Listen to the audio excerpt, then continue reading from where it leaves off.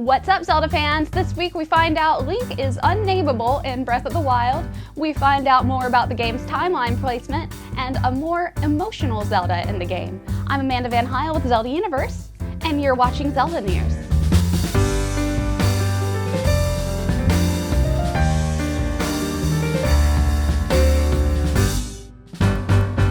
Previous Zelda games, you had the option of renaming Link. You could give him your own name or your usual gamer tag, or you could do what many of us ever so mature gamers do and name him something funny so the NPCs can call him something like my butt.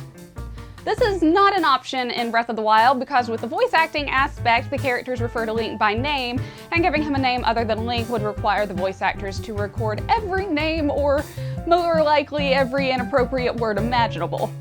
Although that would make for a fun recording session, going into the booth and your script has a 5-page list of bad words. But fans can still use their creativity on the horses. You can name the horses you tame in the wild, so Link can go horseback riding on, well, I'll let you use your imagination there.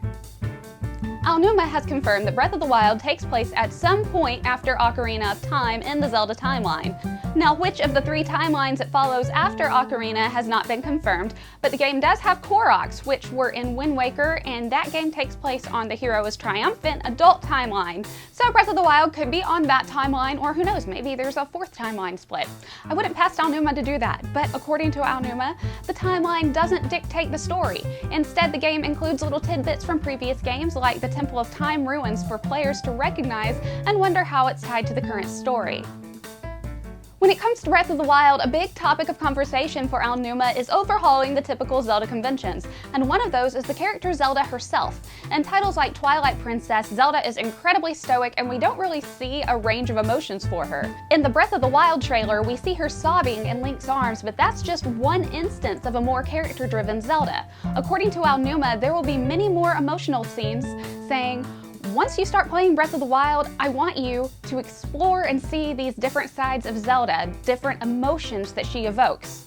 He also said that depending on your actions as Link, Zelda may even get mad at you, but you'll miss these little moments if you try and play through the game too quickly, so take your time and explore. The game developers put everything into Breath of the Wild for a reason. I, for one, hope that one of Zelda's emotional scenes is falling in love with Link. Hey, it's Valentine's Day, I have an excuse to say it this time. Well, that's all for this week, everybody. Thank you so much for watching. I'm Amanda Van Heil with Zelda Universe. I'll see you next week.